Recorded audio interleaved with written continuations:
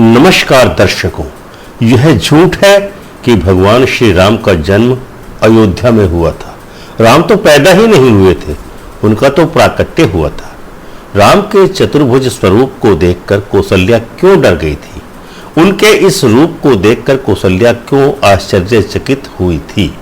राम ने अपने प्राकट्य को लेकर कौन सी कथा माता कौशल्या को सुनाई थी? क्या है इस कहानी का सच?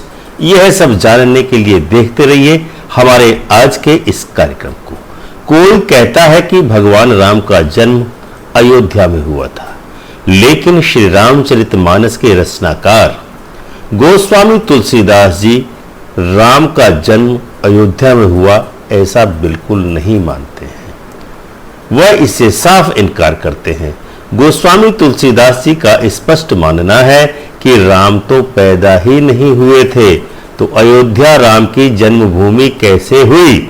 मानसकार के अनुसार मर्यादा पुरुषोत्तम भगवान राम का प्राकट्य हुआ था। तुलसीदास जी ने मानस में लिखा है कि भय प्रकट कृपाला दीन दयाला कौशल्या हितकारी, जिसका सीधा सा अर्थ यह निकलता है कि भगवान राम अर्थात दीन दयाल और कृपा निधान भगवान श्री राम का केवल प्राकट्य हुआ था, जन्म नहीं हुआ था। इतना ही नहीं, दीन दयाल कृपा निधान भगवान श्री राम कौशल्या के परम हितकारी थे। पूरे अवध में सर्वप्रथम भगवान श्री राम का दर्शन माता कौशल्या को ही हुआ था। ऐसा क्यों हुआ था? आइए अब इसके पीछे की कथा जानते हैं। भगवान श्री राम प्रकट होते ही माता कौशल्या को चतुर्भुज स्वरूप में अपना दर्शन देते हैं। चतुर्भुज स्वरूप में दर्शन प्राप्त करते ही माता कौशल्या उनके इस स्वरूप को देखकर डर जाती हैं, चकित हो जाती हैं और हाथ जोड़ करके स्तुति करने लगती हैं। परंतु जब माता कौशल्या को यह ध्यान आया कि सारा संसार मुझको क्या कहेगा कि जिसके रोम रोम में करोड़ों ब्रह्मांड निवास करते हो, ऐसे राम मेरे गर्भ में रहे, आखिर कैसे? उस समय माता कौशल्या बेचैन हो गई।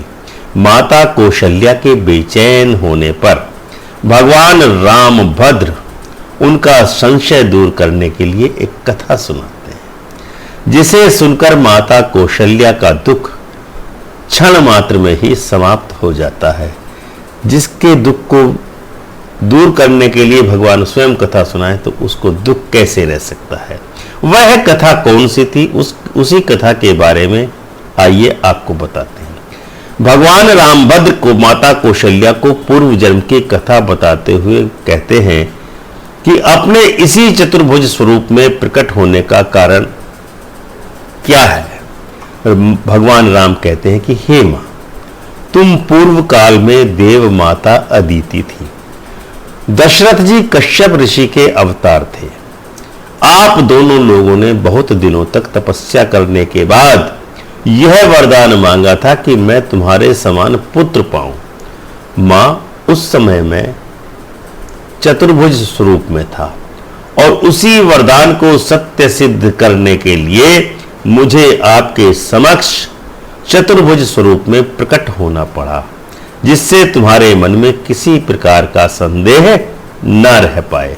मैं आपके द्वारा मांगे गए उसी वरदान का स्वरूप ही तो हूं। जब भगवान राम ने विष्णु के स्वरूप का माता कौशल्या को याद दिलाया और उनको सभी बातें याद कराई, तो माता कौशल्या की बुद्धि बदल गई।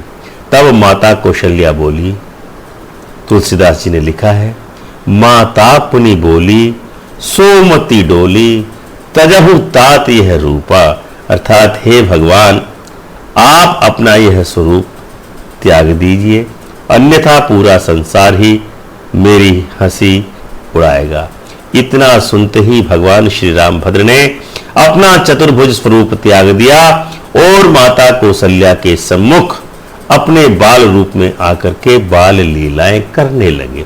तुलसीदास जी ने लिखा है कि सुनी बचन सुजाना रोदन ठाना होई बालक सुरभूपा, यानी कि भगवान श्री रामभद्र ने बाल रूप धारण कर लिया और रोने लगे, और जैसे ही बालक के रोने की आवाज हुई, राजा दशरथ को यह आभास हुआ कि बालक का जन्म हो गया है। इस प्रकार माता कौशल्या को रूप में दर्शन देकर भगवान विष्णु हरि ने पूर्व में दिए गए अपने वरदान का मान रखा।